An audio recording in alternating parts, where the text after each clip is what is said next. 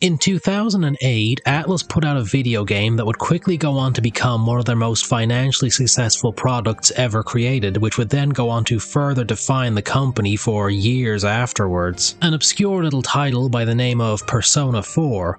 While Persona 3, which came previously, was undoubtedly successful in its own right and played a major role in establishing Atlus further in the West, 4 was the game that really took things off the rails for the company. Before the release of Persona 4, Atlus had a rather wide and varied range of titles in their Shin Megami Tensei stable. The sheer, overwhelming success of Persona 4 was such that it very quickly overtook just about any other project Atlus was doing, and for about a decade following its release, they were heavily invested in just doing more Persona 4. You had an updated re-release of the game on the PS Vita, and it was really one of the only games I ever used the damn thing for.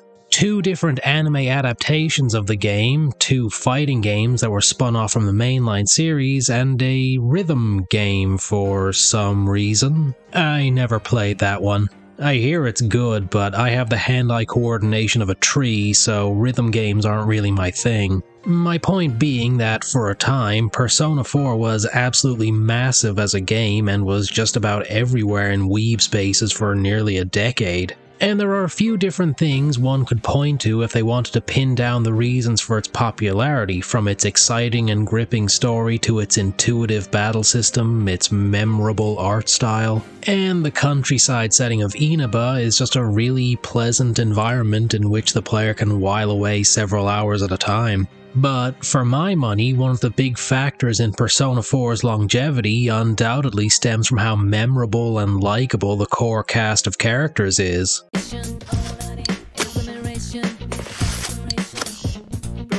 Great vegetables. He said it! He said it! Each member of the group happens to have a rather deep and multifaceted personality, and as a group, their dynamic is just really memorable and distinct. But, and this is something that dates all the way back to the actual launch of the game, there are 2 members of the investigation team who, to this very day, manage to trigger all manner of debates and arguments. For my own sanity, and to keep this video from absolutely spiraling out of control in terms of size, I'm going to try and focus on one character of the 2, who I feel is just slightly more controversial than the other when it comes to these debates. That being Kanji Tatsumi, one of the earliest party members recruited over the course of the story.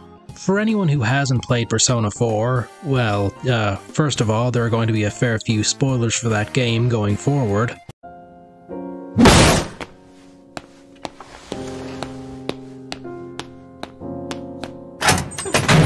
It would be easy, at a glance, to write Kanji off as a dumb, angry meathead just from how he looks, and that's very much intentional on his part.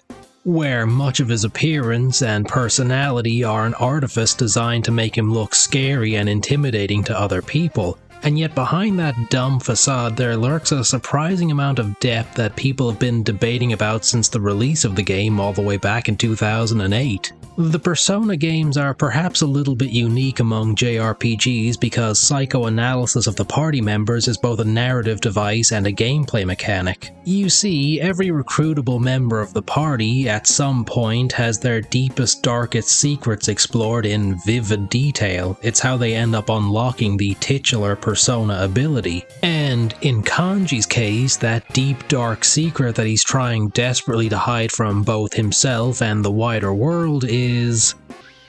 I am Kanji Tatsumi, darling. No way. I am Kanji Tatsumi, and I enjoy naked men. Oh, yeah. Yeah, that's not really subtle at all, is it? And so, as a result, the debate of does Kanji is gay has hovered around Persona 4 for many years at this point. And over the years, the debate has further snowballed to ask the question of, is Persona 4 good or bad when it comes to exploring gay themes? I doubt I'm smart enough to talk about the latter aspect in any great degree of detail, but the former does interest me a fair bit because Kanji is probably one of my favorite characters from Persona 4. Given that Kanji's story arc, exploring the nature of homosexuality and grappling with one's own sexual orientation, is a rather personal and messy one, it's only natural that it manages to get people inflamed when it comes to debating it. When it comes to said debates, there are two main pieces of evidence that people will point to, the first being Kanji's shadow and the second being his interactions with Naoto. To understand the former, we need to do a little bit of lore diving just to make sure everybody is on the same page. Persona 4 is a murder mystery in which an enigmatic serial killer is murdering his targets by throwing them into televisions. It makes sense in context, I promise. You see, the televisions in Persona 4's universe act as portals to the collective unconsciousness of humanity.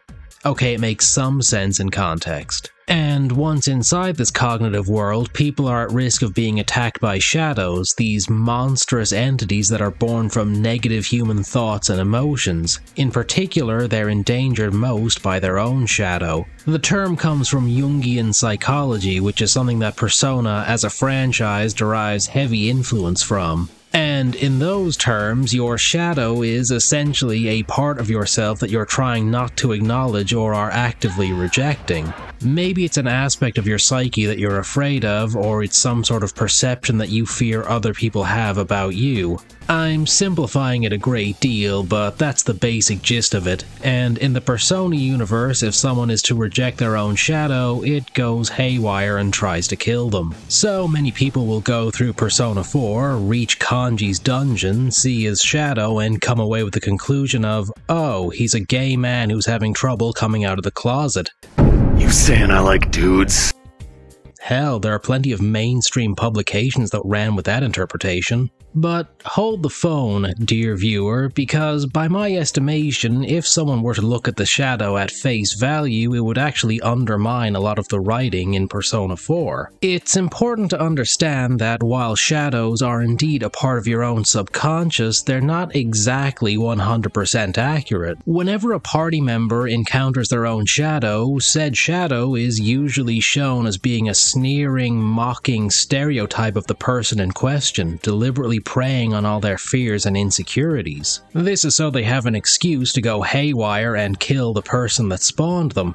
But if you were to look at any of the other shadows shown in Persona 4, you can see quite clearly that they're not entirely accurate representations of the person in question. For instance, Chie isn't a bad friend manipulating Yukiko to make herself feel better, Yosuke doesn't actually hate living in Inaba, and Yukiko doesn't actually hate the inn she's expected to inherit one day. There are small kernels of truth to their shadows, but ultimately, once you get into their character arcs, you realize that these insecurities are more fleeting, temporary things than defining elements of their personalities. Yeah, I kinda get it now. You are me, a side of me I couldn't forgive, that I tried to ignore, but you still exist. You're a part of me. So, if the other shadows aren't entirely accurate to the person they're meant to be mocking, why is Kanji the sole exception whose shadow is taken at face value? I should say, before we go any further, that if Kanji's story arc managed to resonate with you personally on your own journey of self-discovery, that's perfectly valid. Whatever I say going forward is largely just my own interpretation of events. I'm not trying to enforce my own will upon canon or anything. I'm just some guy on YouTube. My opinion only has the amount of weight you personally ascribe to it.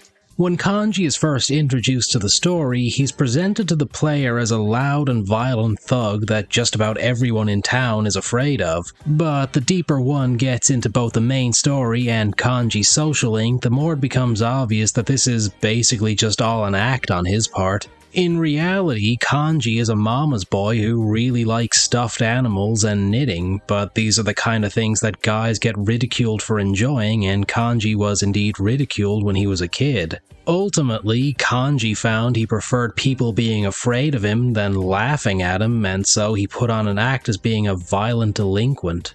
It ain't a matter of guys or chicks. I'm just scared shitless of being rejected. I'm a total pansy who tries to make everyone hate me. I spent several of my teenage years trying to be as stoic as possible, and I think that's had a lingering after effect of fucking up my ability to emote in public, so yeah. Suffice to say, teenage boys can and do get ridiculed whenever they try and go against the grain of anything that's traditionally masculine. In Kanji's case, given that a lot of his passions and interests are things that are seen as traditionally feminine, it led to him questioning himself, and his own uncertainties and insecurities were only exacerbated from his interactions with Naoto. I find you incredibly intriguing. Well, I guess that's cool. I'm glad to hear it. I'll be waiting for you after school tomorrow. He finds me intriguing? Naoto's character arc is another very big can of worms, but for my own sanity and to try and keep things simple, I'm going to describe her using the terminology the game uses. And if there are any issues with that, yeah, I don't know, man, take it up with Atlas, I guess. Naoto is a detective that comes to Inaba to investigate the mysterious murder case going on in the town. She was born female, but presents herself as a male in order to get more respect from the police department, so, as far as everyone knows at the start of the game, Naoto is a guy. Kanji included. So, when during her investigation she wants to ask Kanji a few questions, he ends up feeling more than a little bit flustered. So, people look at this and say, well, Kanji thought a guy was interested in him and he got excited, so there's only one way to interpret that. I am not gay. I have relationships with women and sex with men. But here's the thing, there's some caveats to that. For one thing, this is probably the first time in years someone has approached Kanji without being afraid of him or making fun of him, so naturally that kind of caught him off guard. For another thing, characters being attracted to Naoto before and after learning about her gender borders on being a running gag in the game. I mean, there were girls in Yasogami who were attracted to Naoto when they thought she was a guy, so does that say anything about them? Also, even after learning about Naoto's gender, Kanji is still very clearly into her, so yeah. I mean, he could just be bi, that's also a strong possibility. It has to be said that Kanji's arc and the various questions that it raises are naturally very fascinating to both dissect and discuss, and it's perhaps no surprise that people have done so for so many years. But I think there has been a spate of people either missing out on the nuance of Kanji's character or willfully misinterpreting certain things to suit their own narrative. And trying to pigeonhole the guy on a few superficial elements is kinda missing the point of his whole character. You like to sew? What a queer! Painting is so not you! But you're a guy! You don't act like a guy! Why aren't you manly? What does it mean to be a guy? What does it mean to be manly? It's an arc that, at its core, is all about acceptance, and naturally that can be applied to a great deal many things for any individual. And that's likely why, to this very day, Kanji remains one of the most hotly debated JRPG characters, well, ever. A character that very deeply examines the idea of traditional masculinity, and shows that it's entirely possible for someone to be both sensitive and strong in equal measure. And God bless him, he's just the best damn boy in all of Inaba. Thanks for watching. I was trying something a little bit different this time around, just a tad more serious than my usual fare. I guess we'll see if the experiment was worth undertaking whenever the analytics for this video come in, but even so, it was nice to try something new and to gush a little bit about one of my favorite characters from one of my favorite games. Who knows, I may or may not have video ideas in mind for other controversial characters and stories, so let me know in the comments down below if you liked this type of video. Or, you know, if you just want to debate Kanji a little bit, you know, comment box is right down there, so hey, go at it.